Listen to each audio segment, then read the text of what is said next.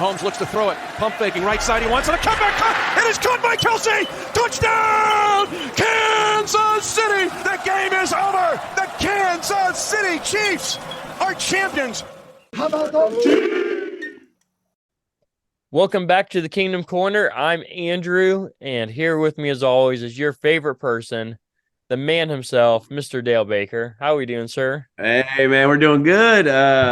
You gonna share your news? We didn't make a podcast on Monday like we normally do, so we don't apologize to the fans. Shout out, but it didn't feel right. It felt wrong to do it without you, and so you got added addition to your family. We did. So we had a little girl this Monday. So yeah, Chloe is her name, and so it's wonderful. It's been a whirlwind, but it's been good too. So God is good. That's all I know. So everybody's healthy. That's right. And all the time. Yeah.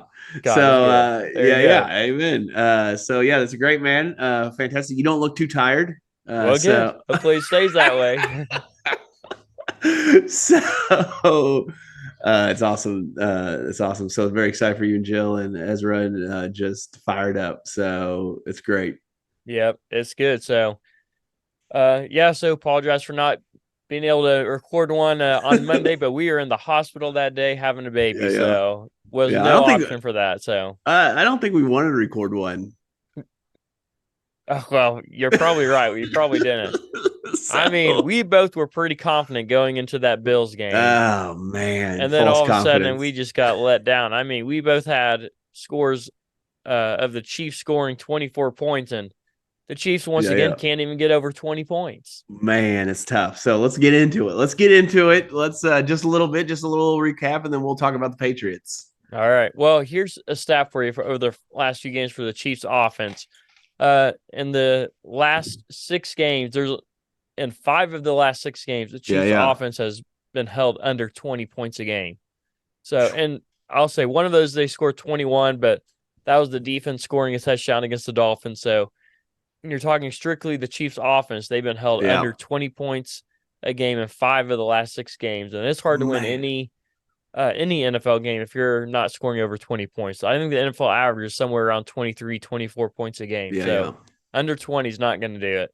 No, and the defense is still playing hot, man. I mean, still playing well. Yeah. Even they're not starting out. They didn't start out fast on the Bills. I mean, which was impressive about the. So I'm always a cup half full guy. I don't know if you guys noticed that quite yet, but I'm always a cup half full guy. So they gave up 14 points in the first half, and then they gave up 6 the rest of the game, which I thought was pretty impressive. I mean, they buckled down the halftime adjustments. They made those halftime adjustments and just slowed down the Bills' offense there. And so it was it's almost, you kind of got to look at the other side of the ball and be like, what more do you want us to do? Yeah. And if you're a defensive guy, man, you got to be a little bit frustrated with the Chiefs offense. Yeah. Like, I know the guys that have been on the team for a while, they're like, hey, you know what? The offense has carried us for so long, it's all right. They'll figure it out. Yeah. But especially like some of these new guys, like Charles Dominique, or even some of the rookies. Yeah. Right? Yeah. They're sitting here like, what do we got to do? We're playing stellar defense, and the offense can't put up points. Right? Yeah. And so it'd be frustrating to be on that defensive side and knowing you're playing great ball and only to be let down by your offense. Yeah. So that's not what anybody expected with Patrick Mahomes. It's not what he even expects of himself. So it's right.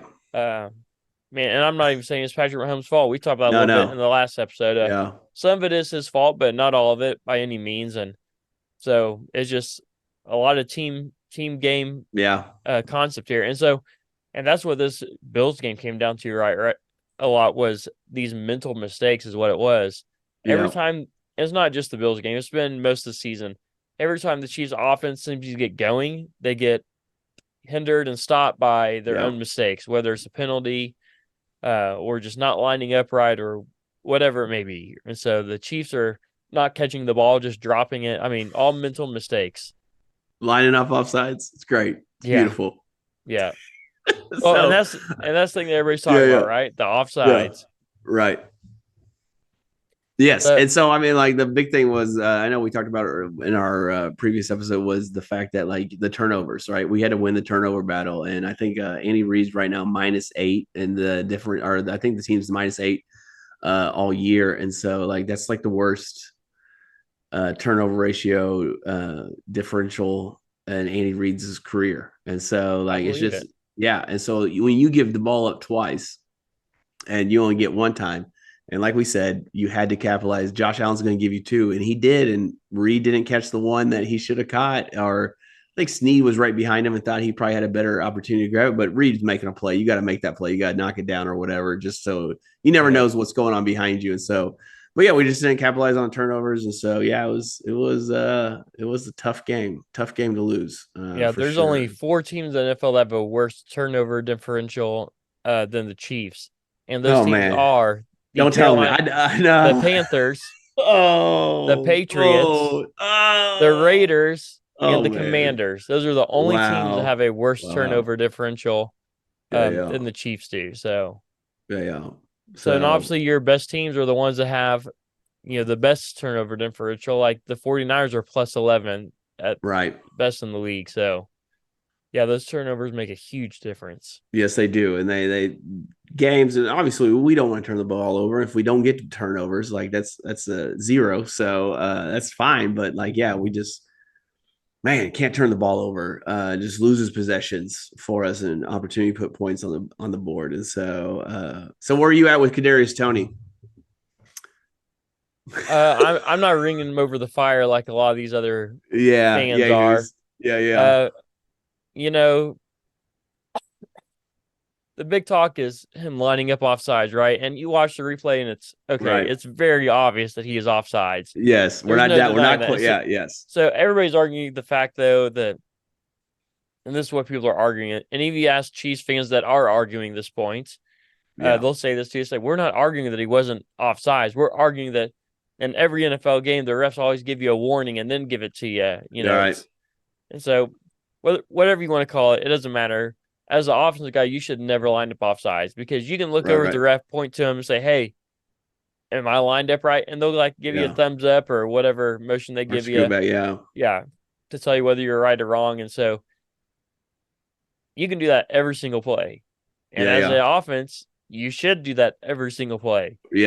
Especially if you're lined up right there on the line and you're not on the offensive line and you're a little, further away from the line of not the line of scrimmage, but from the offensive line. It sometimes can become more difficult to judge the depth from where you're at. So you always check with that ref to see, where am I at? Right. And so I've stayed away from national sports talk radio or TV, YouTube this week just because of that, because I knew it was going to get loud, and I've already had my own opinion and whatnot. But I did see one where Dan Orlovsky showed that Toney had lined up offsides 4 other times in that game. Yeah. And he never got warned or never got caught. So I think that's where Andy Reid was super frustrated, because he's like, well, like usually you tell me, or usually there's communication on the field, and there was no communication. So there's a bad look for the referees and a bad look for the NFL. Yeah, for sure. Yeah. And that's what I think most fans and players want. They just want consistency. Yeah. And so if you're not going to call it all game, and then you're going to wait till a critical moment in the game to call it, I mean, that's not right. And that's what I think people are, and Mahomes is more upset about than anything else, is that the time in which they chose to call that when they haven't been calling it all game is what makes them frustrated. Yeah. And I know there's mixed feelings out there about Mahomes and the way he reacted on the sidelines. But for me, as a Chiefs fan and a longtime Chiefs fan, I enjoyed it because of just the fire he had in it. And I think it was more about sending a message to the team than the referees. I think he was upset with the referees, no doubt, because of what he said to Josh Allen after the game, which he apologized about that, but he didn't apologize about getting after the refs. And I was like, that is, that's what you want. I mean, how many times have we seen Tom Brady, or I only think of Tom Brady. I've seen Peyton Manning, where they're yelling at teammates, yelling at coaches, or yelling at refs. I mean, I remember one game where Tom Brady's like chasing a referee out of the stadium, and everyone's like, "Oh, it's the GOAT," Like, no, I think that these guys are super competitive, and they're just like, and they just kind of see red almost in that moment. So I loved it from Mahomes, just a little competitiveness. I didn't think he needed to apologize whatsoever. I don't think so either. And I think it's ridiculous that the NFL, they're looking at handing out fines to both Andy Reid and Mahomes for their comments about the refs. and not just for the Chiefs. I think it's ridiculous that you can't say anything about the refs. You can talk about the other opponent. You can talk about their coach, their player, their ownership. You can talk about the food they serve in concession stands. But you can't talk about the refs. I mean, right. What are these guys so protected for that you can't criticize them, right? If you want the game to be great, why are you saying you can criticize anything you want, but don't criticize the one thing that makes games called fair or not? Right. And so that's the big thing is we just want it to be called fair across the board, and sometimes it just doesn't feel that way. That's it. So, hey, we're on to the Patriots. That's right. We're on to the Patriots. Moving on to the Patriots. So, but I will say real quick, that was the best improv play you might ever see. That will never be counted. We got to talk about that. Yeah, for sure. I mean, Mahomes finds Kelsey wide open, runs down the field. All the defenders swarm to him. Tony wide open on the other side. It's almost like his plan because Kelsey threw a perfect backwards pass to him, and Tony just sprinted to the end zone, and it was fantastic. And it's like, this is the kind of Chiefs that we're used to seeing from years past. Yeah. And then all of a sudden you see some yellow on the field. You're like, are you kidding me right now? Right. I'm watching it. I was playing back. I had some things at church that night, but watching it back, I was like, what could this be? Like usually that when it's like that, when there's a flag at the line and they let the play go, it's the defense went offsides, right? Yep. And so usually it's like, oh man, this is a touchdown. It's going to stand. The look on Josh Allen's face was priceless. When it's like the 13-second game all over again. Yeah, he was like, what do I have to do to beat these guys? And so, I mean, it saved Coach McDermott's job, that flag. But yeah, that play was unreal to see Travis Kelce. I mean, I don't think people realize how hard. I mean, some people are saying he threw like 20, 25 yards across the field on the run, having it tucked in and then pulling out all of a sudden, and then quick throwing was unreal. It was awesome. I could watch that play a million times and not get tired of it. Yeah, absolutely. So that was a fun play that will never count in the record books. Never. So, yeah. But anyways, moving on to the Patriots. So we'll put the Bills in the past. They usually beat us in the regular season anyways.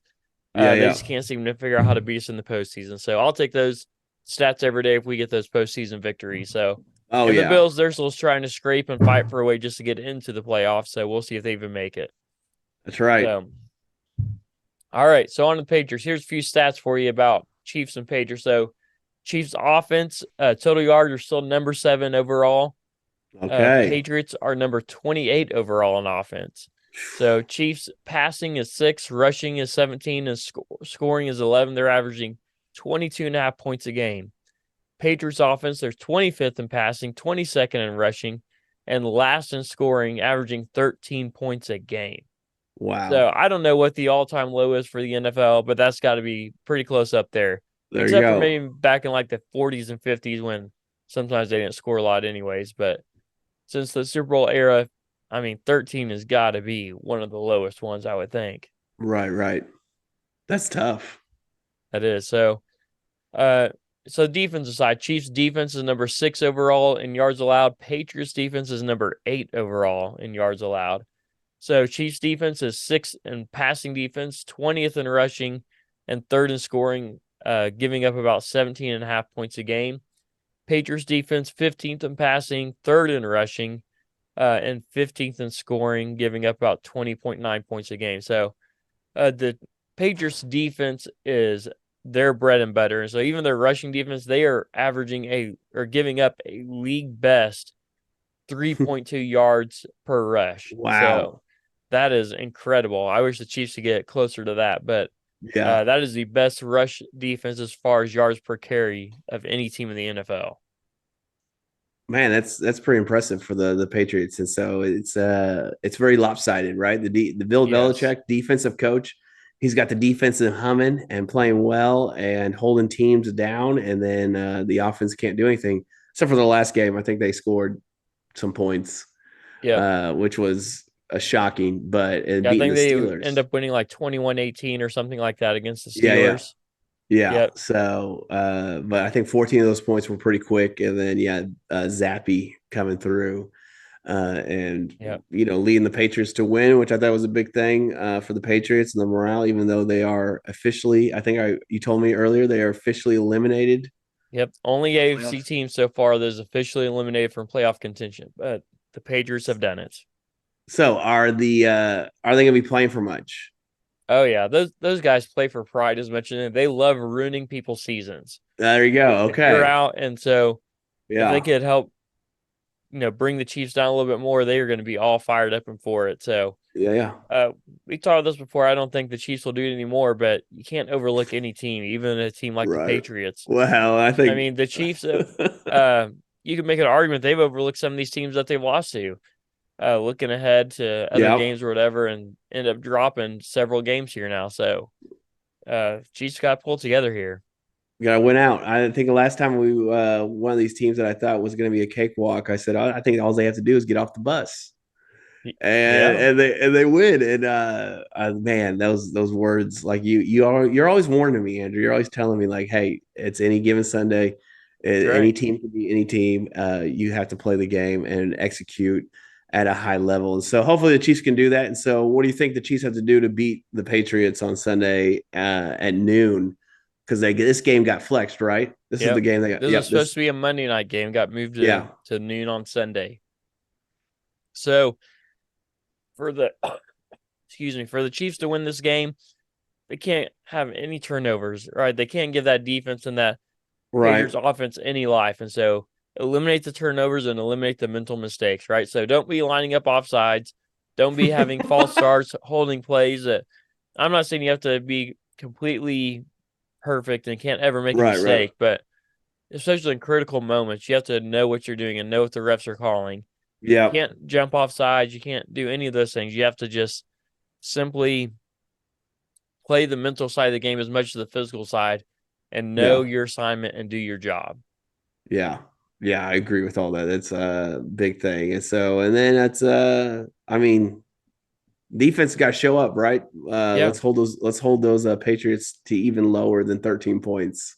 That's right. Yeah. The Patriots offense is so bad. They played the Chargers a few weeks ago and lost 6-0. When your defense only gives up 6 points, you're going to win 99.9% of those games.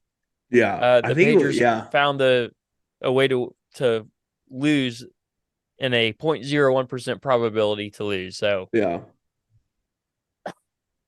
be but the other thing I think too is Isaiah Pacheco is still out, hasn't been practicing all week, so don't know what his status is going to be for Sunday yet, but it doesn't look like it's trending in the right direction. Has not practiced at all this week, and so if he's out against that stellar run defense of the Patriots. I'll say this: Clyde played much better against the Bills than he has in the past when he's gotten that starting role. I think part of that is he knows that he's got to play better if he wants to remain on this team or any team in the NFL. Yeah, and he's got to put some tape out because of that, right? And so he's been playing a lot better, but he's still not Isaiah Pacheco. No, and so that's gonna be they're going to try to force the Chiefs to beat him with these wide receivers that are, for lack of a better term, or maybe it is the right term, unproven. Right? Yeah. These receivers who have had drop balls and key opportunities, who've lined up offsides and key opportunities. And I think Bill Belichick is a defensive mastermind. He can say, beat me with these guys. Prove to me that you can beat us without Travis Kelce. Yeah, they're good. I mean, it seems like I think I may be making this up completely, but I think Andy Reid is the only head coach with a winning record against Bill Belichick. But I could be making that up. So don't quote me on that. Maybe I'll fact check it later. But I know Bill sounds made up. Okay. Well, I think Bill wants to beat Andy Reid if it's even close. So we'll see. I mean, that's both his Eagles days and his Chiefs days. Yeah. Yeah, I'm just kidding. I don't know if it's made up or not, but that's a pretty cool stat if that is true. Yeah. So you got to think, like, who else would have a winning record against old Bill Belichick? I mean, they won all the time. I know they did all the time. It's definitely nobody in that division because they ran through that division year after year. Yeah. So they're maybe an NFC team that played them only once or twice or something. Maybe. There you go. All right. maybe once or twice. So maybe it's changed now. So maybe they're like 2-1 against Bill Belichick or something like that. But yeah, maybe they're that's just a guess. maybe they're because of the last couple of years they've been pretty bad. So maybe they've some coaches got some wins in there and they've tipped the scales. But maybe that was real. But yeah, I do think like coming in and playing and definitely Bill Belichick would want to beat Andy Reid because it seemed like sometimes Andy Reid's got Bill Belichick's number. I mean, even that playoff game, Mahomes' first year of starting, they didn't score a point in the first half, and then they end up scoring like 31 in the second half. It was just what a crazy game. Oh, what a and the referee stole that one from us too. Another offsides call right there. What that is. Another offsides. I don't even in a key moment of a game. Well, I'm not even mad about that one because he was offside, but the phantom roughing the passer. Oh yeah. And then it was a pick. Right? It was a pick or it was third down or something. It was the pick was the offsides one because he threw a pick and D Ford was offsides. Yeah, but I think that phantom roughing the passer was third down and 10 or something. And so they were going to have to punt. Extended the play or the drive. Yeah. So right. So yeah. Anyway, nothing about the past. Tom Brady doesn't play on this team anymore. They got some guy named Zappy.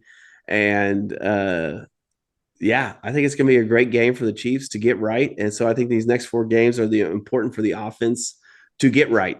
Just what you were talking about, like with the mentals and figuring out like, okay, hey, let's be sharp. Let's be disciplined. And then let's put some points on the board. Let's score over 30. Can we do that? Hey, I'd love to see it. I'd love to see it.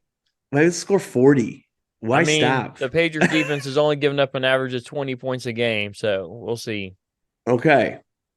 All right. So, hey, I'd take it though. If they wanted to do that for us and let us score that many points, I would take it every single day.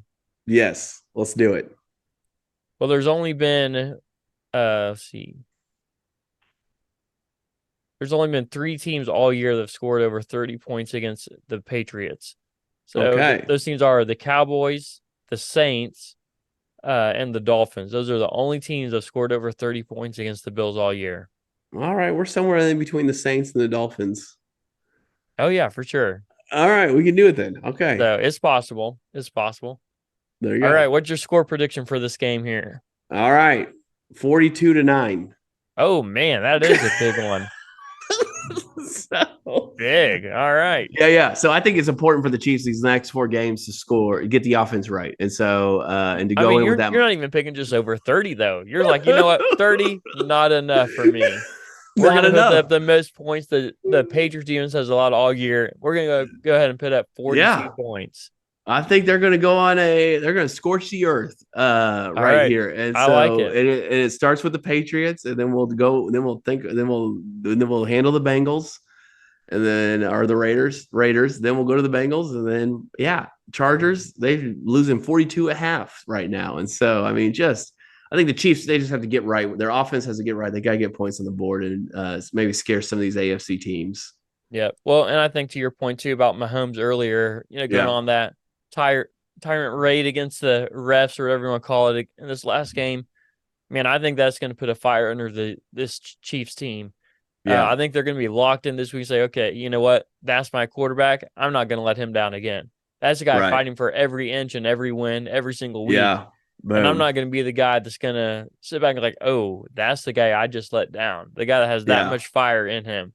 Right. So I think a lot of these guys are going to be coming in a lot more focused in. So a guy who's got 2 Super Bowls, 2 MVPs, soon to be the Walter Payton Man of the Year.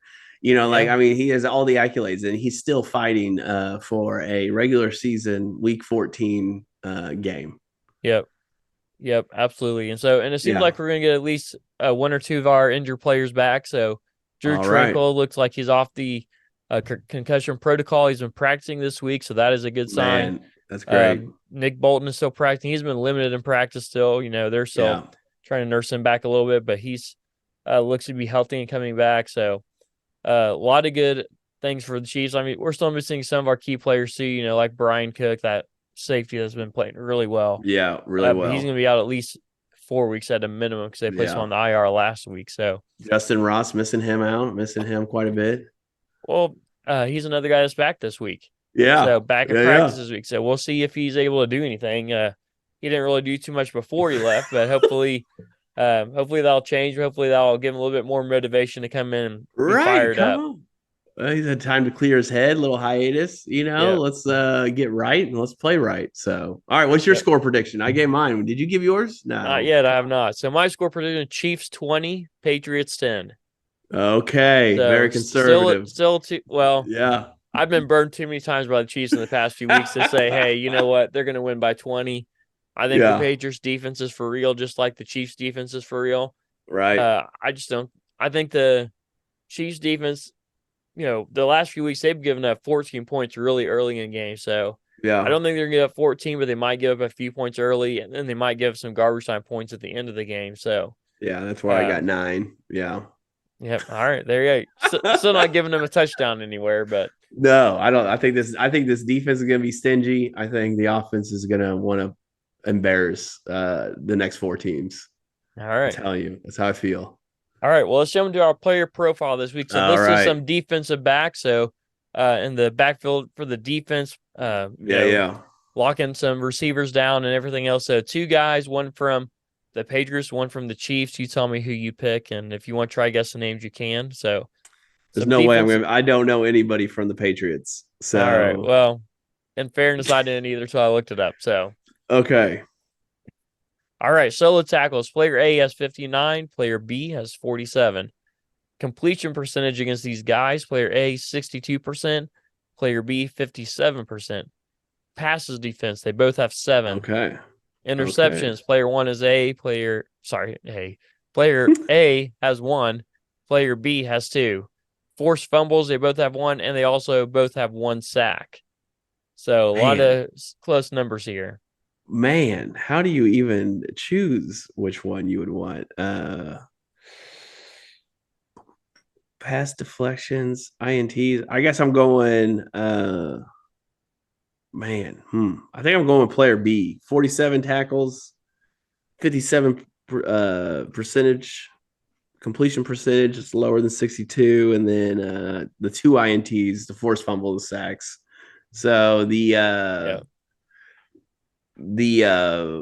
player B is Edwards. No way it's Edwards. No way. He hasn't had an interception, and he hasn't played on the field that much. Well, he's played a lot the last few weeks with the Brian Cook out. What about Watson? Is it Watson? Well, it's neither one of those guys, but Mike Edwards is a good guess. I believe he did have an interception a couple weeks ago, didn't he not? Yeah, he did. Yeah. So, but he does not have 2, I don't believe. So, player A is Justin Reed. Player B is Jabril Pepper. So, both safeties for the Chiefs and the Patriots here. Okay. So, all right. Hey, someone's got to throw you off a little bit, so. You got me. I think I'm taking the smaller completion percentage, but man, Justin Reed with 59 solo tackles, that's pretty good.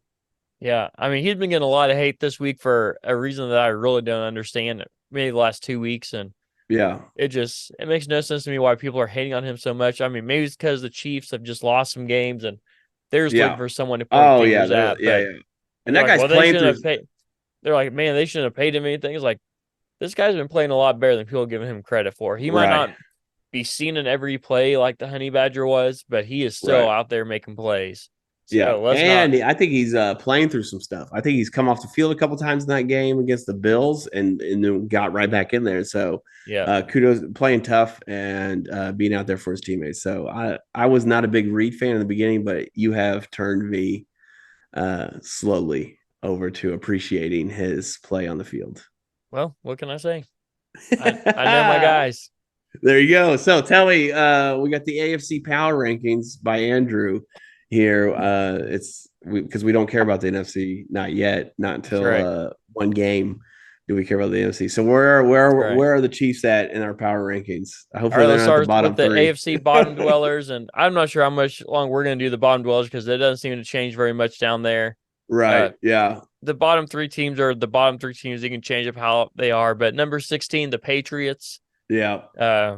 Great defense, but just their offense cannot put up points. And, I think you told me the other day on the phone that the Patriots defense has held teams at 10 points or less 3 weeks in a row and didn't win any of those games. That's wild. So, that is wild. So you can't be out of the bottom 3 if you can't win points when your defense is only giving up 10 or less. So number 15, the Titans.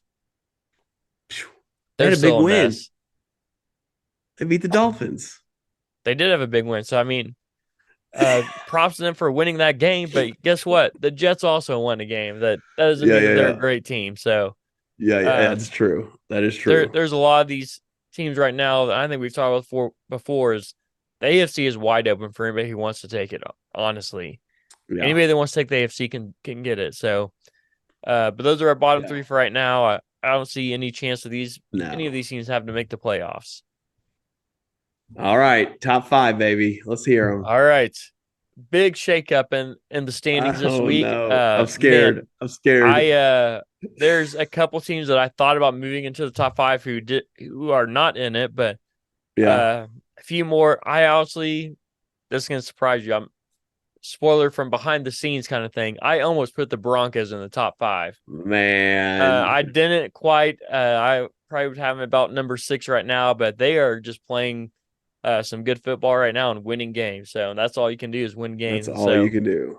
So Broncos are out of the top 5, but man, I really consider putting them in there. So, but number 5, the Bengals right now. Everybody thought they were dead, and man, their backup quarterback is winning them games. Yeah. So, I mean, honestly, so far this year, looking on just this year alone, he looks better than Joe Burrow did. Yeah. He's had more. He had a higher passing game than Joe Burrow has had all year. So, man, they might be a legit threat even with a backup quarterback. So that guy is looking good. So number 4, the Browns. Still great defense, great playmakers on offense. Man, they kind of have a system. All they need is a system quarterback to win games, and they're doing it. Number 3, the Chiefs. Okay. Oh, sorry. Continue. All right. Number 3, the Chiefs. They may have deserved to move down a spot, but man, some of these other teams below them are just as bad, and so I couldn't quite bring myself to bring them down much more than that. Number 2, the Dolphins. Same thing as before. Offense is explosive, but yet they tend to not be able to beat good teams or the Titans. So, which leaves the number 1 team, the Ravens. Still, the Ravens.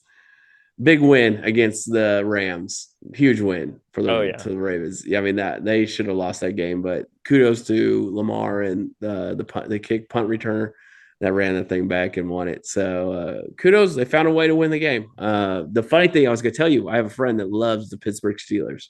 Yeah, and he heard this crazy stat that Joe Flacco has 5 touchdowns on the year so far.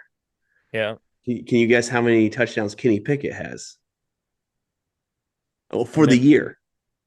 Well, I know it's not much because they weren't scoring any points, so I'm going to guess like 3. 6.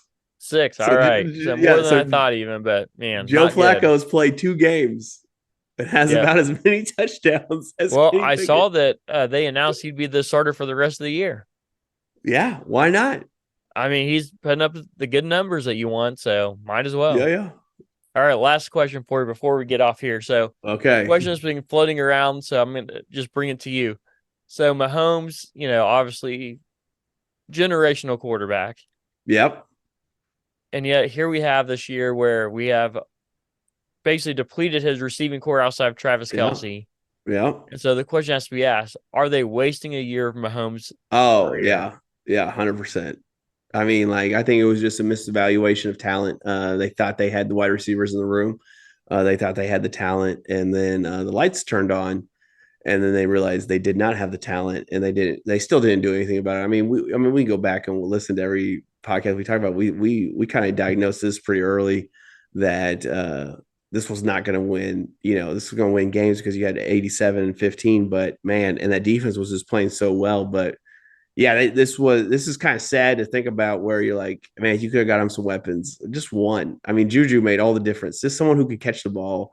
Not only just being too reliant on Travis Kelce and Patrick Mahomes and now Pacheco. I mean, you're being reliant. If Pacheco doesn't have a good game or Clyde doesn't have a good game, then we're like, well, bail us out, And so I don't think it's fair to Pat. I don't think it's fair to Travis Kelce because he's getting triple teamed, if not double teamed every drive. And so, or every play. And so, yeah, it is because right now you would think Mahomes is in a prime right? Prime of his career, or about to enter the prime of his career. And so, yeah, definitely. It's too bad. I'm hoping his prime is still for another 10 years is my hope. So, well, yeah. But to your point, like at the beginning of the training camp, we were talking about the depth of the wide receiver and say, man, how are they going to pick? There's so many good guys. And now we're thinking, do we have any good guys? Yeah, right. So I think it's both ways. I think, they're wasting a year of his career, but at the same time, you can't call it a complete waste when you've won 2 Super Bowls in the last 4 or 5 years. So, right. Anyways, thanks for joining us this episode of the Kingdom Corner. This episode is brought to you by Oh Hey Threads, where a portion of every purchase goes to support missions all over the world, one super soft tea at a time. We'll see you next time.